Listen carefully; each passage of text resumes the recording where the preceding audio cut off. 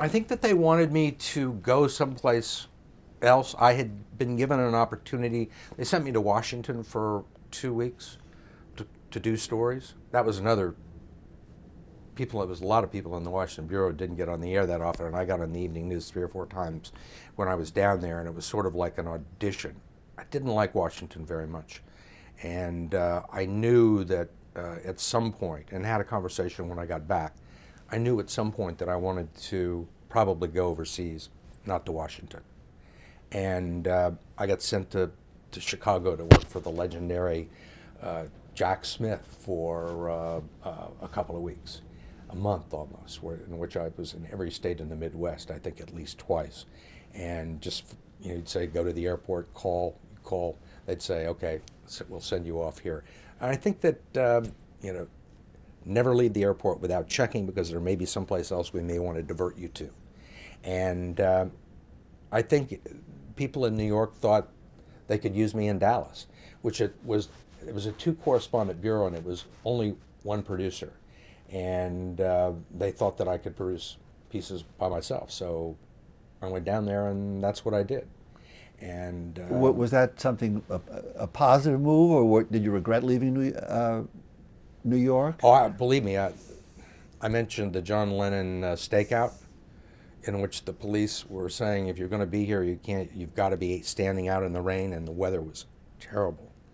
And I got a really bad cold, and I said, I don't ever want to, I'm ready to leave New York. I'll go anywhere. And but Dallas was considered to be a plum assignment. Eric Engberg, I replaced Eric Engberg there. And good things always happen to people that went to Texas. Always.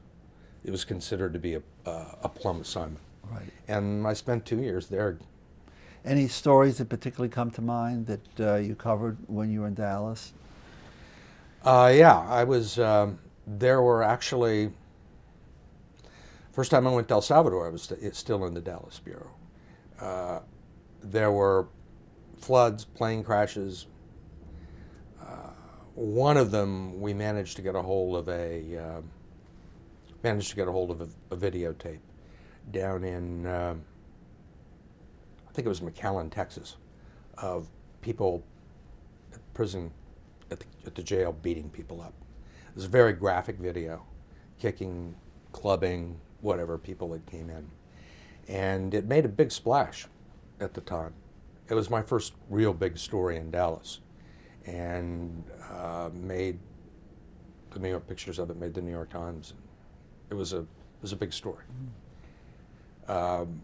Probably, I don't know, was the biggest, I can't remember, but it was certainly, it helped cement it in every good story you did. Another thing, I went down to, this is career stuff.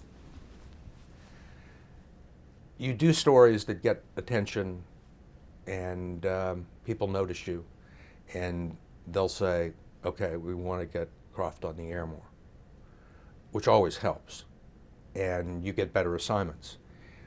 I also did a story down in Mexico on border babies, on women coming across the border and having babies there, and we were, stumbled into a situation where a couple of women got really, there's little midwife stations right on the Rio Grande, and where one woman almost died. Dan Rather saw the story and said, I don't want Kroft doing stories for the weekend news anymore. I want him to be just exclusive to the evening news, which was a big step from my career.